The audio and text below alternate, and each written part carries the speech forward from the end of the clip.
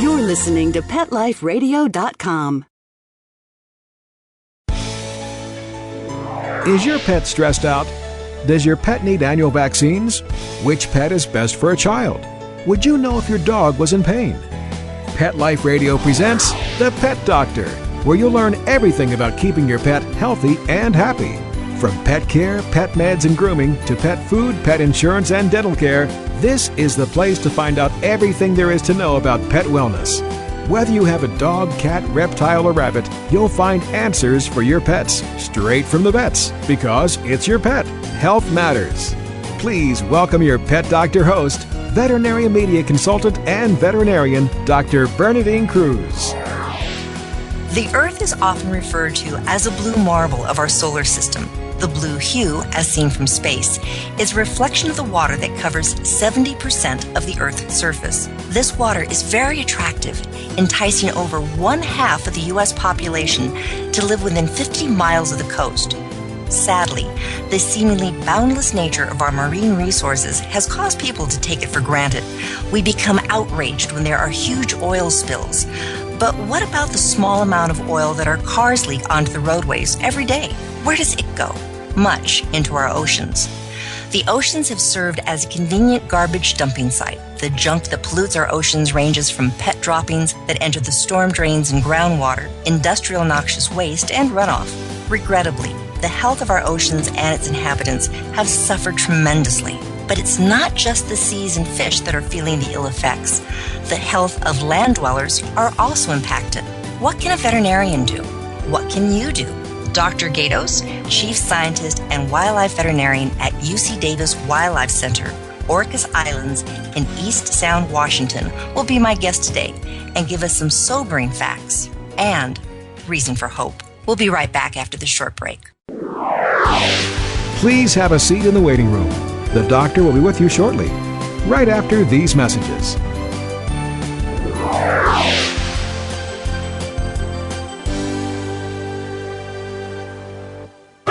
It's time for school for you and your friends, your furry best friends. Train your dog the fun and easy way with Teacher's Pet Sessions. Teacher's Pet host Pia Silvani teaches you step-by-step how to train your dog the fun and easy way. You get 8 30-minute live audio training sessions, complete transcripts of each session, plus a basic training manual to get you and your dog off to a great start. Training begins the moment you bring your dog home. Teacher's Pet Sessions offers positive reinforcement training to shape your dog's behavior and encourages upbeat, enthusiastic responses to ensure that your dog will enjoy learning. Teacher's Pet Sessions dog training is fun at both ends of the leash. So listen, learn, and laugh with your dog with Teacher's Pet Sessions. Get your copy of Teacher's Pet Sessions Volume 1 today. To order, go to teacherspetsessions.com. Hi, this is Pia Silvani, your host. Bring your dog, tug toy, and treats, and get ready to have some fun. teacherspetsessions.com. Coast to coast and around the world, it's Oh Behave with Arden Moore. Find out why cats and dogs do the things they do, and get the latest buzz from wagging tongues and tails in Rin Tin Tinseltown. From famous pet experts and best-selling authors to television and movie stars, you'll get great tail-wagging pet tips and have a fur-flying fun time. Oh Behave with America's pet edutainer, Arden Moore.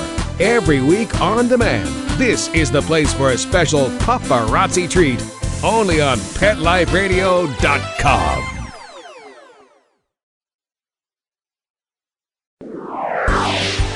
Welcome back to The Pet Doctor on Pet Life Radio with Dr. Bernadine Cruz.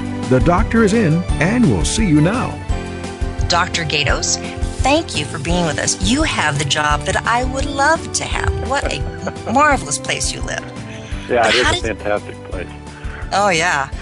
How did a veterinarian get involved in sea docs? You know, are veterinarians taking care of the sea? Exactly. This is a kind of a new thing now, Bernadine, that, you know, for a long time veterinarians have been interested in animal health, and starting with domestic animals and then pets and then wildlife. And now we realize that really if we want to have healthy wildlife populations, we need to have healthy ecosystems. And the conditions that are going on in the ocean right now are definitely in need of a good veterinarian to get out there and help clean things up. How many years now has CDOC organization been in existence? So the CDOC program, which is, as you mentioned before, is a program of the UC Davis Wildlife Health Center, part of the veterinary school, has been around almost 10 years now, and I've been here for 8 of those 10 years. Tell us a little bit about where you're living so we can all drool. My focus is the inland ocean, the inland sea of Washington and British Columbia, and this is about a 16,000 square kilometer inland sea. And my house and my office are about right in the middle. There's a group, an archipelago of islands called the San Juan Islands, and I live on Orcas Island, which is about 50 square miles, and it's part of San Juan County, which is the only county in the United States comprised entirely of islands. We have about 407 miles of shoreline. So for people like me that want to work on healthy ocean issues, this is the place to be. Wow. I want to grow up and become you.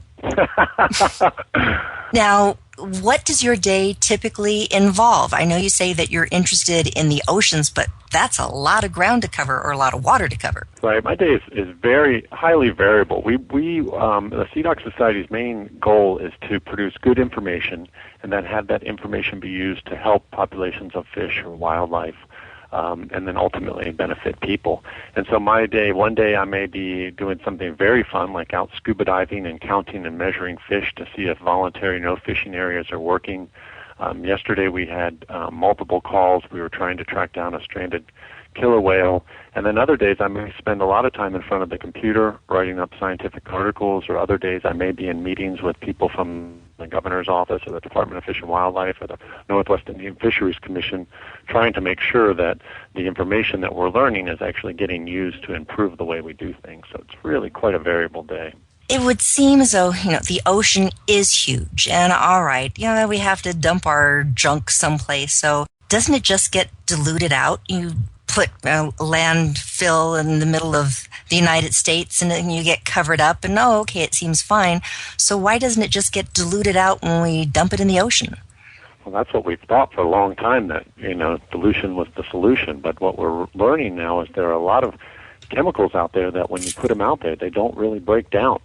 And even if you dump something into the ocean and it apparently goes away, you don't see it on your beach, you don't see it in the water when you're swimming, it's going somewhere. And we're even finding things, trash particles in areas of the Antarctic where very few people have ever been, and that's being moved through tides and currents. The other thing that is interesting that we're learning more and more about is that we are taking things out of the ocean all the time. We're taking chemicals out, we're taking biological products that we're using for pharmaceuticals, and obviously we're taking fish and invertebrates that we eat out, and those things that we dump in the ocean are coming back to us in the fish that we eat. So we're realizing that we have to be a lot more careful, and the ocean is a much more delicate place than we ever thought it was. What has been some of the most interesting things that you have seen where you went, oh my goodness, I would never have thought? Right, that is a good thing. One of the interesting things that came around relatively recently, and with some financial support from the CDOC Society, is some work that's been looking at flame retardants in different animals. Now, these are chemicals that people have heard of, PCBs. These are called polychlorinated biphenyls. It's a long name for a chemical that we made that sticks around for a long, long time, and we used to use it as in kind of commercial uses, insulators and things like that. And we banned those probably in the 1950s. I think we started making them in about the 30s, banned them in the 50s, and we're seeing levels go down in fish and wildlife. But since then, we've made a chemical very similar. We've kind of taken off the chlorine and added a bromine and made these chemicals called polychlorinated diphenyl ethers, these PBDEs. And these are flame retardants, so we have them in our carpets, in our clothes, in our baby clothes, in our beds, and we're finding these chemicals are getting everywhere. They're in breast milk, and they're also in the ocean. And one of the ironic things is that while we used to hunt whales to get the oil from them, and we would use the oil to light our street lights and light our houses because it was so much energy in there, you could light it on fire. But now we have concentrations of these flame retardants so high in our whales that we probably couldn't use them to light a lamp if we had to. So we have flame retardant killer whales and other whales out there right now because of things we've insidiously dumped in the ocean. Wow. Now, aren't PCBs the chemical that was found in California condors and was causing them to have problems with their eggs so the eggs wouldn't hatch? A very similar chemical called DDT that was doing that. That's it. That's a short name for a chemical called dichlorodiphenyl trichloroethane. So you can see why we say DDT instead. I'm glad you said it. And those were made in the 1920s. And it was an interesting thing with that is that we found out that those chemicals that we thought were the greatest thing for killing mosquitoes and stopping malaria had this real insidious effect of having an effect on the calcium secreting gland on condors and other animals. And then when they laid their eggs, the eggs were very soft and they would get crushed. So these animals weren't reproducing like we thought they would. And it took a while, but ultimately through good science, people figured out, hey, we really need to ban these chemicals if we want to bring these birds back, and these chemicals are probably having an effect on people as well. Why do you think that the whales have such a high concentration of these flame retardants? Well, I think because what happens is that everything that we do on land turns out to affect the ocean. Even in Seattle, we have some of the highest levels of caffeine in our ocean water compared to anywhere around the world, and that's because we drink a lot of coffee. That's all those Starbucks everywhere, yes. Exactly. And people aren't out there going to the bathroom in the water, but it comes from our septic systems and goes out into the water. We can tell in Seattle when people start doing their holiday cooking because we have high levels of cinnamon and vanilla and things like that in the water, in the ocean water around Seattle. And so everything we do on land is impacting that. So all of these chemicals are moving through the system. They're very, very stable, so they don't break down, and they ultimately get into the ocean. They really like fatty type of things, so they get into the food chain. They get magnified in the food chain. So as a small animal eats it, a bigger animal eats it, they start to accumulate. And then if you have something like a killer whale that's eating hundreds of pounds of salmon over the course of a few days, then those are going to accumulate into really, really high levels in killer whales. Besides not being able to use whale fat in order to light our lampposts, thankfully we're not doing that anymore, but I know there are some countries that still hunt whale as a source of meat. Are these flame retardants then going to be causing, that we know of now, any problems for the whale and subsequently any problems for people who are eating whale meat? Well, I think very similar to PCBs, these flame retardants probably have some really subtle effects, and one of them being that the way that they can modify our immune system. So whenever we get exposed to a disease, we don't necessarily get that disease because our immune system will fight it off. If we have some chemicals aboard that maybe decrease our ability and our cells' ability to fight off different diseases, then we can have problems. And we think that these flame retardants probably cause that in mammals and wild mammals, and it's in people as well. And so there's more and more concern. There's even recently an article that came out showing that as veterinarians we see a lot of thyroid tumors in cats. And of course, if you think about the life of a cat, they're laying on the carpet, they're laying on the bed, they're licking themselves all the time, they're licking the bed. And some people have said, hey, there's a really good chance that there could be a close association with these flame retardants and all of these tumors in cats. And so with that being said, I think that it's probably an indicator that we need to do a little bit more work in people, and we probably don't want these chemicals around like we have them right now. Sometimes I say it's better living through chemistry, but this sounds as though it may be biting us in the bum later on. I did read that article about hyperthyroidism in cats, and it is fascinating because I've been a veterinarian now for over 20 years, and when I was in veterinary school, I don't know if maybe I was just sleeping that day, when they talked about hyperthyroidism in cats, it seemed to be quite uncommon, and now I'm seeing it very commonly. So it'd be interesting to see how this science works out if they can find a cause and effect. Yeah, it really will be, and I think people are starting to work on that more and more all the time. And that's really the beauty of being able to do good science, is we can figure these things out and we can make change. And that's what I love about my job, too, is I feel like good information begets good decisions usually. And you have a lot of fun, too, it sounds like. Well, that sure helps with it.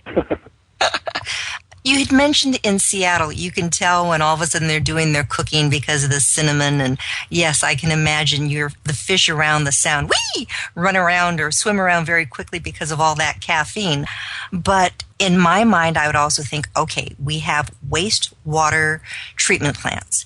Can't they just take these chemicals out of the water? Right, that's a really good point. And we do have wastewater treatment plants, and there are two issues with the wastewater treatment plants. Number one, we are very lucky that we have them because, boy, it would really be a mess if we didn't have them. But we have something called storm overflows where in areas like the Pacific Northwest where we have a big rain event that comes and water that should be treated doesn't always get treated and can run over. So there are things, occasions when these treatment plants get bypassed and everything goes straight into the ocean. The other thing that happens is that these treatment plants are primarily designed to take out things like bacteria from poop and things like that. They're not really designed to take out small pharmaceuticals. And, you know, if you think of people on taking birth control or people taking medication for different diseases, lots of these medications move right through the system because the systems aren't designed to take out these subtle little, tiny particles. They're really looking more to keep down big contaminants like bacteria, which are much larger. So really people are saying, wow, you know, maybe we need to be doing something a little bit different, or maybe we need to, when you're done with all of those pills that the doctor gave you and you had too many, don't dump them down the toilet like we used to, but you need to be putting them into the trash instead. So I think we're really starting to think differently about these waste treatment plants. Because I remember that's how I was told, you know, you have extra pills, whatever, just put them down the toilet. It's like, not a good idea. It all does go around. You had talked about killer whales and saying that killer whales can tell us a little bit about the health of the ocean. Now, is it just these flame retardants that we're learning about from whales? Well, that's a good point. Chemicals are definitely one important way that they can tell us about the ocean. But also another thing that, if you think about whales, these whales spend a lot of time hunting and looking for food using echolocation. And some things that are going on with an endangered population in our area called the southern resident killer whales, we know that because of the amount of noise under there, that these whales are having a much harder time communicating with each other and a much harder time finding food. So that's another thing that's important. Underwater is sound travels very fast, and it can be very noisy. And then one of the things, like we talked about before with some of these chemicals, is that noise, you know, it can interfere with their echolocation, reduce their ability to capture the prey, but it can also increase stress that can make changes in their hormones and also affect their immune system as well. Anybody that's got sick when they're studying for finals knows about how stress can impact your immune system. And so I think things that are going on with underwater noise, we're really learning about it because of whales and because of what's happening.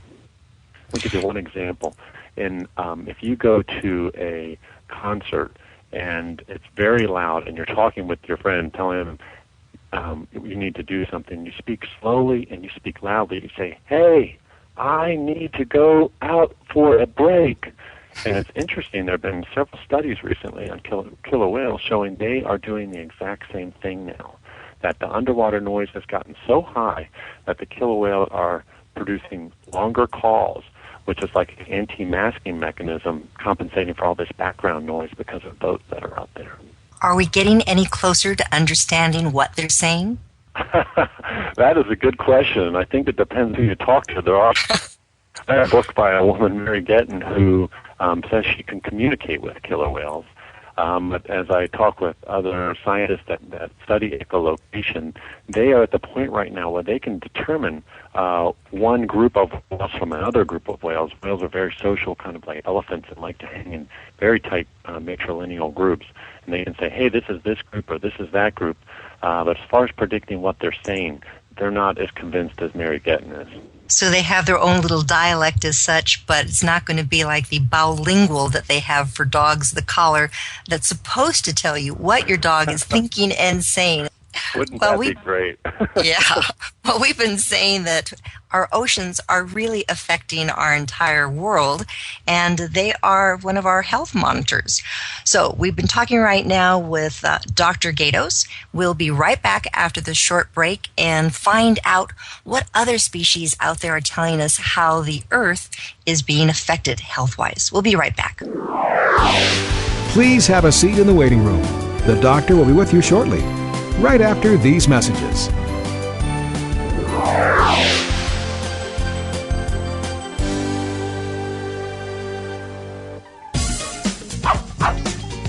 Give your dog some thought with Dog Thoughts. It's the iPhone application that everyone's talking about. Hey, what do you think of this? A man in Davis, California says he's invented an application for the iPhone that claims it can read your dog's mind. Huh? No, it's true. I read about it on my cat's Twitter page. That's why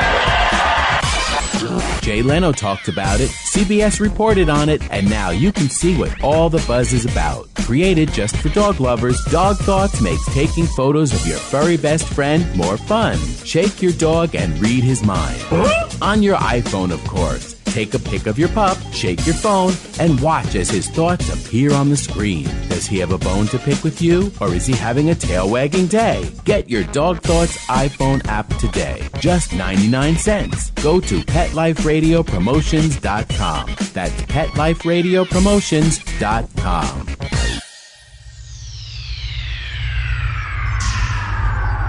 Greetings, humans. What planet am I on? Welcome to Pet Planet. Here's a copy of Pet Planet Magazine, Florida's most informative and fun pet resource magazine. It features heartwarming stories and informative articles from local and national pet experts. Excellent. Pet Planet Magazine offers Operation Planet Rescue, helping rescued pets find new homes. And it's available at 500 locations in South and Central Florida and 24/7 on the internet at PetPlanetMagazine.com. If you're out and about with your pet, you may be featured in Paparazzi, candid pictures of you and your pet.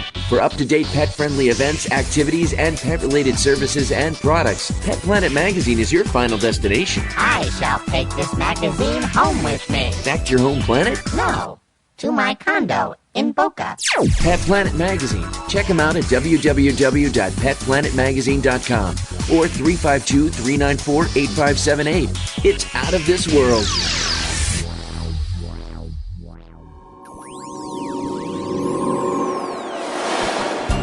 Pet Life Radio presents Paranormal Pets, where you can always expect the unexpected. Each week we'll discuss all aspects of weird or spiritual animal encounters, ghosts, totems, psychic animals, animal souls, animal angels, and animals in religion, with a little cryptozoology thrown in. Step into the supernatural world of pets with your Paranormal Pets ghostly host, Dusty Rainbolt, every week on demand, only on PetLifeRadio.com.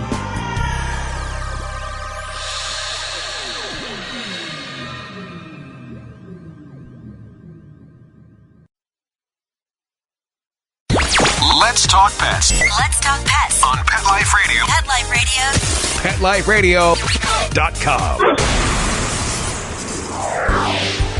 Welcome back to the Pet Doctor on Pet Life Radio with Dr. Bernadine Cruz. The doctor is in, and we'll see you now.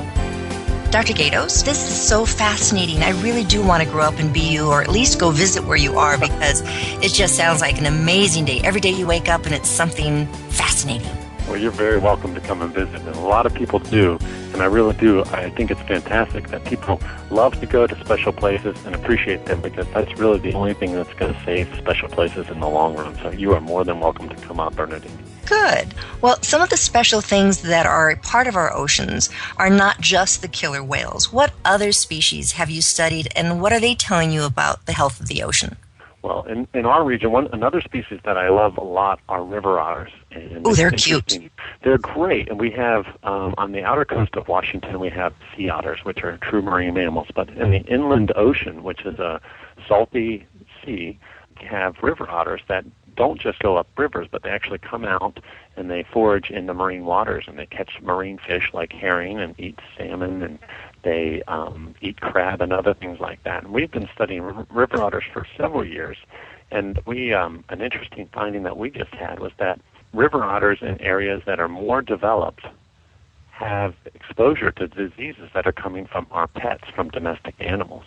And this is a fascinating type of thing. I think that we've always felt like we have an impact on the ocean because of chemicals, or because of driving our car, or because of maybe the way that we cut down trees to build our houses or things like that. But I think a lot of us forget that our domestic animals can also have an impact on wildlife. And this is why it's really important for people to take really good care of their domestic animals and try and do all of the preventive care that's possible, vaccinations, keep those animals healthy, and when that dog or that cat are out there going to the bathroom outside to make sure you pick that up. So that's, I guess, probably another really good example of how we have an impact and how wildlife has shown us what our impact is. I was reading, and this, I'm not sure if it's the same organism, that cats can have an organism called toxoplasmosis, and that's one that pregnant women are always so concerned with, because if they get exposed to it while they're pregnant, it can theoretically affect the fetus and cause blindness and some other issues. Is that the same organism that's causing problems for the sea otters or the river otters? Right. That same organism is causing problems in both sea otters and in river otters, and that's one of the organisms that's a really good example. And I think that we've seen in places, really nice work's been done in California, showing that in areas where we've really modified the way that fresh water moves from land into the ocean, sea otters are much more likely to get this Toxoplasma gondii, this protozoal parasite. And then if you looked at and you compared it to Alaska, we don't see this up in Alaska, and it's probably because Alaska is much less developed, though we don't have as many domestic cats that are out there, feral cats, and we haven't changed the way that the water moves from land into the ocean by putting in roads and cutting down trees. Same thing we've seen in river otters. When we look at river otters in Washington State compared to Alaska, we see much higher levels of exposure in river otters than we do in Washington than we do in Alaska. So that's one of those parasites, a really, really good example. Are you one of the scientists that believes there is global warming? And if you do believe so, how is it affecting the oceans? I am one of those scientists that believes that there's climate change going on now. And there's a great group in Washington, Center for Climate Change at the University of Washington, and they're producing a lot of good work. And there's a couple of things that they're showing us. One of them that's fascinating to me, I never really thought about, never really learned during chemistry, is that when I was in school, people were saying the ocean is infinitely buffered, meaning you can put in something like an acid and it's not going to have an impact because there's so much buffering capabilities. Well, that's not really true. We're learning that what's happening with climate change is that increased levels of CO2 in the ocean are actually causing acidification of the ocean water. And you think, well, it's not acidification to the point that you're going to jump in and it's going to burn your skin like some heavy acid. What it's going to have is a really subtle effect on the way that organisms that create shells, like clams and oysters and mussels and things like that, are able to produce their shell. And there's a lot of these organisms that use calcium to make shells, and all of those organisms are going to be impacted. And what we're trying to learn right now is how severely are they going to be impacted, what's going to happen. There's even been some issues in the southern part of Puget Sound where people are having problems with the oysters reproducing, and people are saying, wow, the oysters and the clams are having trouble with reproduction. Could this be an early sign? And we're just in the process of trying to figure out what the role of climate change could be in that. Another thing that we're going to see where I live, we have 2 high tides and 2 low tides a day, and one of those lows is really low and one is really high. And interestingly enough, to challenge all of the marine organisms, the low tide is low during the summertime and high during the day in the summertime, so everything gets hot. And in the wintertime, it's low at night, so everything gets cold. And we also depend on having fresh water running in all the time. We're a big estuary here, and we think that climate change is going to change the way that we have our storm events. So we're going to have a lot less snowpack and a lot more flooding during the wintertime. And what that's going to do, with the less snowpack, it's going to decrease the amount of water that we have coming down in the late spring and summertime, and so it's going to really change the way that salmon can move from the ocean back up these rivers because of the amount of water that's going to be decreased. We're going to get a lot more water in storm events and a lot less snow at the high altitude. So I think there's going to be some big impacts there. People always say, "Well, Joe, what can I do about that?" That sounds just huge and really overwhelming. That was my next question. I'm going, wow, I can't flush my toilet, and oh my goodness, what am I going to do with the leftover medication? And my cats have to poop, and it's like, okay, I'm stuck here, Joe. What can I do as a pet owner and just a human being?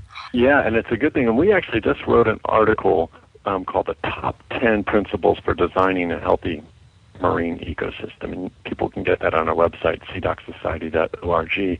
And one of the top principles is idea of resiliency. People say, well, what is resiliency? And it really is our ability, or the ecosystem's ability, or wildlife's ability to take multiple punches. Nobody gets knocked out with a 1-2 punch. It's really boom, 1, 2, 3, 4, 5 hits. And even though we may only have limited things we can do right now as far as climate change goes, we can do a lot of other things that is going to benefit the ecosystem, and it's going to benefit wildlife, and ultimately it's going to benefit us.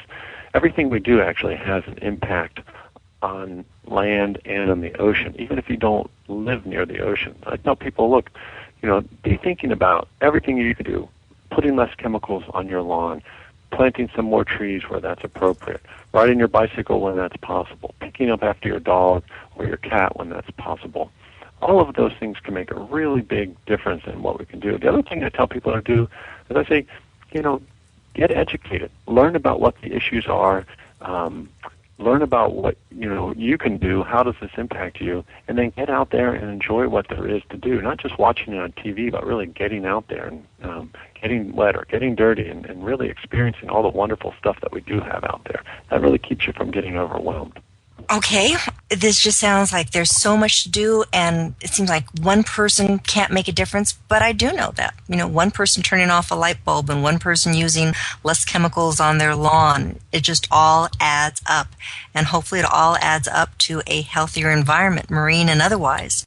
Are we going to run out of fish to eat? We're polluting everything, and I know that all of a sudden they'll say certain fish are endangered, and again it gets back to, wow, there's a lot of ocean. How come we're running out of fish? Right, and that's a really big concern, because for a long time we thought, the fish are just out there and we can just keep taking them. And we've learned from things like the cod fishery on the east coast of the United States, not only can we run out of fish to eat, but we can stop fishing that, and those fish don't come back because we've damaged it so much. So I think right now people are saying, look, if we don't do something different, we theoretically could run out of fish to eat out of the ocean, and we may only fish maybe we're eating are ones that we farm in ponds, like catfish and things like that.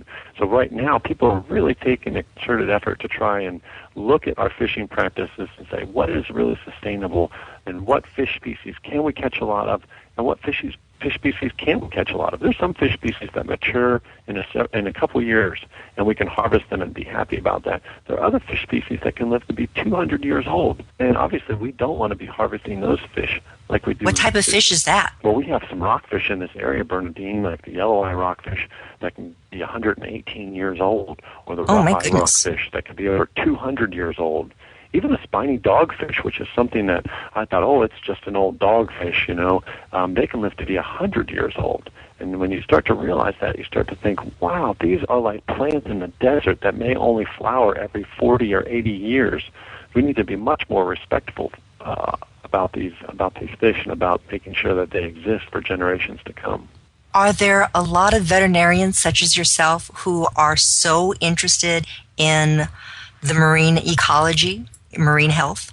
I think there are. I think there are more all the time, and I think most of us probably got into it because we watched things like Flipper on TV, or we went to aquaria and we saw all the cool fish and marine mammals that are out there. And so there are ones that are obviously specializing in taking care of individual animals at aquarias or at stranding networks, and there are ones who realize, wow, there's a bigger concern. There may be more animals here, but what are we going to do about keeping the population healthy for a long time, and what can we as veterinarians do? So there are more and more veterinarians that are looking at ways that we can have healthy ecosystems for wildlife. I just have to ask, what is your most favorite fish or marine mammal? Well, I would have to say I really like killer whales. I think that they're just great, and I hate to even pick something as huge as that because, a male killer whale can be 9 meters and weigh almost 11,000 pounds, but man, they are just magnificent animals. And when you think that some of these females can live to be 90 years old, it's just amazing. And you had a chance to interact with them on a one-to-one? Well, fortunately I have. We live in a place where we have several different types of killer whales, and one of my favorite experiences, we were actually scuba diving and counting fish at a spot, and we were in an area where the killer whales were around, and they were eating a lot of salmon, and we were kind of waiting for them to move on to get in the water, and And then I saw a friend of mine who takes photographs of killer whales. He can individually identify one killer whale from the other. And I said, "You think we're okay to get in?" He said, "Just get in. You're not going to bother them." So we jumped in, and the whole time we were underwater, probably 45 or 50 minutes, we could hear the killer whales talking to each other the whole time. It was just amazing. Oh, wow. I can imagine people after listening to this are saying, okay, I'm signing up for scuba lessons. I'm going in. Well, this has been fantastic. If people want to learn more, Dr. Gaydos, about marine ecology, marine health, and how it's affecting the land, where can they go? I would send them to our website, www.seadoc.society, SEADOC, society.org, and they can find information about killer whales there. They can find information about diseases of wild animals, and they can find information about what they can do to make a difference. Wow, I definitely am going to take my scuba lessons, go down to the ocean later on this weekend and enjoy it. I'm so fortunate to be close by because after talking today with Dr. Joseph Gaydos, the Chief Scientist and Wildlife Veterinarian at UC Davis Wildlife Center, Orcas Island in Eastsound, Washington, people will be knocking on your door soon, Dr. Gaydos. I have just learned so much, and I realize that what I do here on land truly affects the entire ocean, the entire world. Thank you so much for listening. Please come back again next week to The Pet Doctor, where hopefully we can teach you to be the best pet owner that you can be. Take care.